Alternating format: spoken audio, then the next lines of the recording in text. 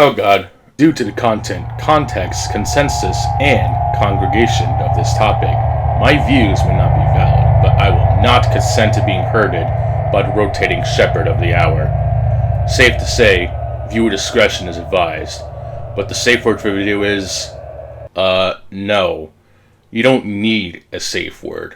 I am your safe word. Loud and wrong forever. The expression expressed ongoing since 19XX and still counting, until the day I fuck off and die.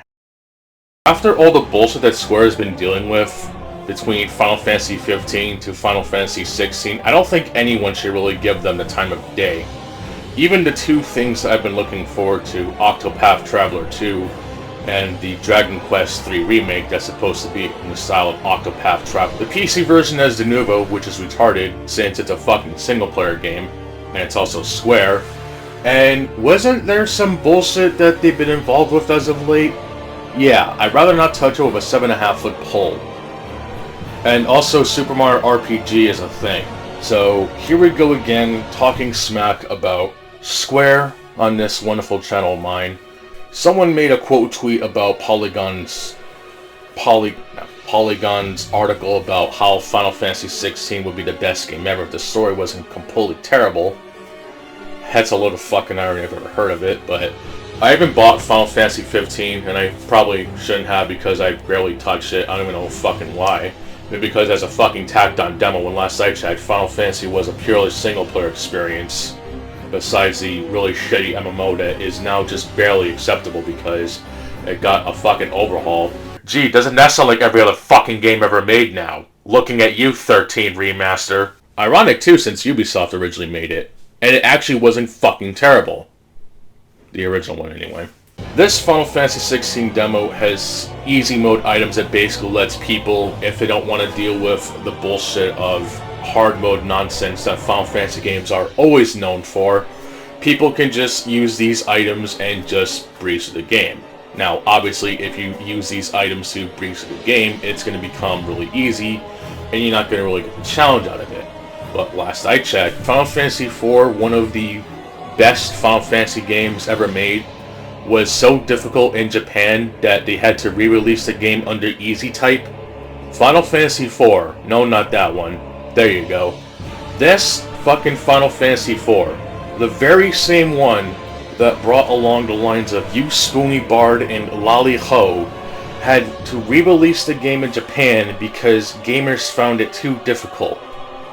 Which is also low-key ironic since there was a reverse situation with Doki Doki Literature Club, Doki Doki Panic. All these people who cry about accessibility, even people having arguments with me about how Rift Apart literally has an invincibility cheat code. Hell, Doom Eternal, yes, Doom Eternal, hear me out for a second, actually did this twice. The Sentinel armor, and then when Tekken Tag Tournament 1 came out, it has this extra lives rune bullshit where you could essentially get an extra life that was killed from an enemy, except you could get deliberately killed by the weakest enemy and get your extra life back much more easier. And to my knowledge, this has never been patched. Even games like Devil May Cry and Bayonetta have easy mode items, but you're usually restricted, especially in terms of rank or score or whatever the fuck you use. The problem is that people are basically turning this into how gatekeeping is essentially necessary because God forbid you use the tools that the game gives you, but isn't it just more or less about how game journalists, even when there's a literal easy mode in the game that's so easy that even a caveman can do it, can say, wow, this is bullshit, this is too easy, 0 out of 10? Why are people trying to spin this now into gatekeeping because people want to play the games how they want to play? I kind of get what some people are saying that these game journalists who are paid to play video games, but at least in the case of Dean Takahashi, the instructions are literally on there, on screen, and unless the dude doesn't read English very well, then that is just some legit bullshit. That's really the only major scandal I can think of. I'm not going to really get into the whole bullshit of how, I think it might have been Dean, that he played Doom 2016 really terribly, or that whoever reviewed Tekken Tag Tournament 2 on Ignorant shot the Marauder the incorrect way, when games like Doom Eternal or literally any other game that has a Luigi mode basically gives you an extra kick in the ass to play the game better, and then hopefully when you go above easy mode, you won't be handheld by such easy bullshit nonsense. And another thing with this game journalist crap is that these same game journalists who are going on about how Final Fantasy XVI's easy mode is ruining the game for them because it's too easy, maybe you should actually play the game a little bit more appropriately and not memeing the fuck out of how these games need to be accessible for everyone by dumbing down the game to the lowest possible value. And here we go talking about what fucking From Software again, because people are gonna make this fucking stupid, fucking retarded, autistic, retarded comparison to how From Software needs a fucking easy mode. You want to know what From Software originally intended to have? There was a miracle in Dark Souls 1 that was supposed to be in the game, and it worked basically like the Ring of Sacrifice, where it would make it so that you would not lose your souls upon dying, but in the final game you can find these Rings of Sacrifice, albeit limited for obvious reasons. And at least in Dark Souls 1, when you wore the damn thing, they wouldn't remove your humanity. People then complained that Dark Souls 2 lets you repair the rings, although this is the same fucking game that has soul memory.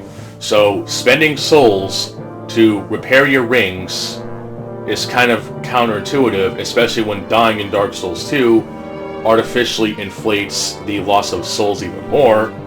And then when the Crown of the Sunken King came out with the Pagan Mintry, you could literally repair your rings completely for free, and if you have your friends drop you a couple of Ring of Soul protections, you can basically go through the rest of the fucking game, not even worrying about a goddamn thing. But I'm not going to talk about that fucking retarded discourse. And with Dark Souls 3, you only get one Ring of Sacrifice version, and it doesn't protect you from curse. And some dipshits actually tell me that it's okay, it doesn't protect you from becoming unembered, because that's just how the lore works. Sure, by that logic, the friggin' Outskirts is actually appropriately bullshit because they wanted to have an excuse to fight the same fucking boss in the same fucking DLC. Right, sure. Fuck off of that. The place is a piece of shit, and we all know it.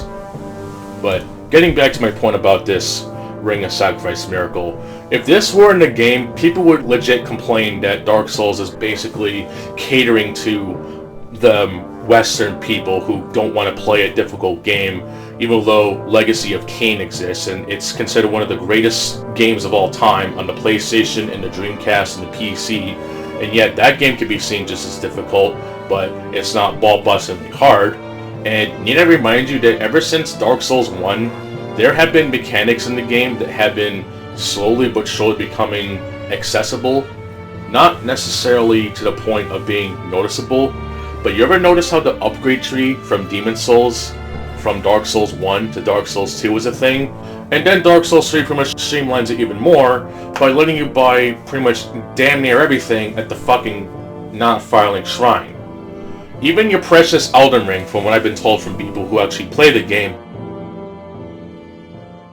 Though people will argue with me, try to use Blossom as a zero against me just because it happens to be one of my favorite modern remakes of a game of all time.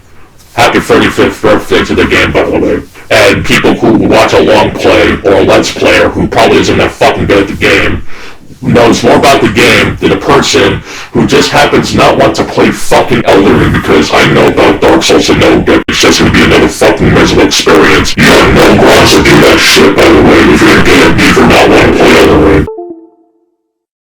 Apparently there is a way to get right back to the boss without having to go for the bullshit, and if that's actually true, then that sounds like a pretty fucking good easy mode. Demon Souls, Dark Souls 2, and Dark Souls 3 have something called Tears of Denial, or just Denial depending on the game you're playing, where you can basically be saved from death.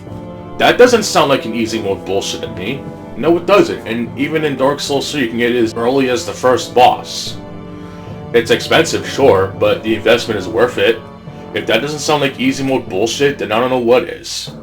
And I love how someone's gonna say, oh, well, that's not exactly easy mode because you still have to play the game. No shit, that's the fucking point. Even games like Metal Gear Solid having easy mode, there are still fail states that one can occur if you play the game horribly. Easy mode should not just be push button to win. You still have to actually try in these fucking games. Even games like Dark Souls or whatever fucking game you want to mention from the top lungs, you're doing horrible at the game, and if it's actually decently designed, like Dark Souls, chances are you're just dumb and you want to act like you're the superior one because you happen to watch a long play or a let's play of a game you have no fucking interest in, but only because it's your husbando or waifu or whatever the fuck a Osana Najimi is. Or, wait, not that one. But these people who want to make it all about you want to get into this game, but you can't play this game correctly because you're using X, Y, or Z item. Something like that has actually happened with me to something like Bayonetta or even Devil May Cry 5. I did mention on Twitter back when I posted it when I did beat the game, I did kind of enjoy Bayonetta and I can respect it a hell of a lot more than whatever game came out, but that game, when there's just bullshit like this boss fight that just makes me look up the Kilgore glitch and apparently it's never been patched out. I guess I didn't play the game correctly because I didn't bust my ass trying to pure platinum the whole fucking game, right? Or even playing something like Devil May Cry 5 where the game has DLC, kind of like in Resident Evil 2, 3, 4, the remakes anyway, where because people don't want to deal with S-ranking these fucking games because you have to basically play for hours at a time. Maybe not as bad as Dead Space 2, but it's still pretty fucking egregious. I know someone's gonna be like, that's the whole point of Resident Evil. You have to speedrun the fucking games, except even in the much better pre-RE4 games, the fucking difficulty selections didn't completely gimp the experience to the point of becoming why people can't stand difficulty modes nowadays, because all it does is just change the damage modifiers. And even something like Ratchet and Clank or Star Wars Jedi Fallen Order, having that exact bullshit is why people can't stand difficulty in video games. This should not just be some bullshit slider. It's fucking retarded, dude.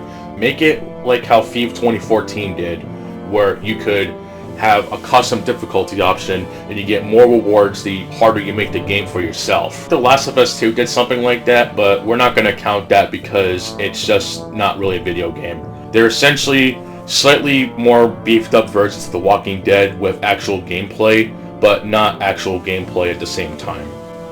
Take that contradiction and show it up your ass. Going back to my original point about Devil May Cry 5, I have played and bought Devil May Cry 5 twice, both on PS4, which has a really shitty tacked on co-op mode by the way, and on PS5 because PC Master Race can't even be given access to the actual improvements that the PC players don't have unless they mod the game. But wait a minute guys, modding the game is too much resources, just like using Demon Tools Lite. Yeah, I'm throwing an old one in there. But seriously, this bullshit of just wanting to get into the game is what I exactly did with Devil May Cry 5. This is the greatest game of all time, you should play it, and I did. Albeit not correctly, I'll admit that, but a mode designed for players who just want an experience, even though Superform obviously doesn't give you S ranks, and using Assist mode doesn't give you S ranks, just the sheer factor of playing on human and getting that wild power fantasy that people love to rave about, especially with the likes of Balrog and the dual bikes, I didn't get any climax out of it. I kinda did with Bayonetta, and while that could partially because I actually did try in Bayonetta, I did try to play Bayonetta legit until I had to look at the Kilgore glitch because I was honestly sick and tired of dying to the same boss over and over again. Even if I were to play Devil May Cry 5 legit, it doesn't change the fact that Nero is used too much when there should have been some levels where you should use Dante instead.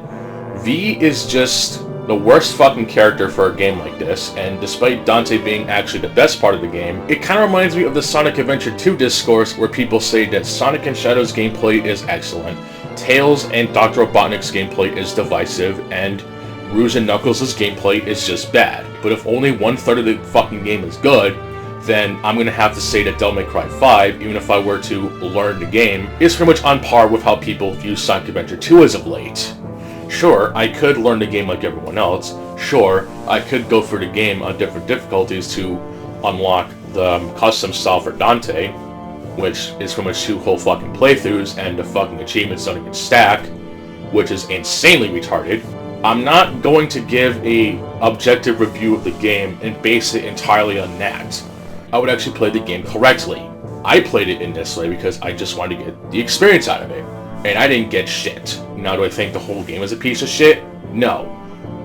Obviously not. It obviously has a lot of attention to it, a lot of flair to it. The music is whatever, unless you remix it in the worst possible way. I can't seem to control all this rage that's inside me. It's just not for me. But I'm not going to say that the game is fucking terrible in a review setting. Obviously, when people stream the game, or just talk about the game casually, yeah, it fucking sucks. People take that shit way too literally and misconstrue something that's ever been said. The difference between my insane ramblings about Devil May Cry Bayonetta is that these people who do make reviews out of these games memed the fuck out of wanting easy one of their games and being paid to do it. They're the professionals. Not me, not anyone else. Just play what you want. If you're in a higher position, don't be like the bottom dwellers that you once were, because it just makes you even more pathetic. But I'll fucking digress. Yeah, I think I'm done for today. And I think that's how I'm gonna end on this. Alright, I'm out of here.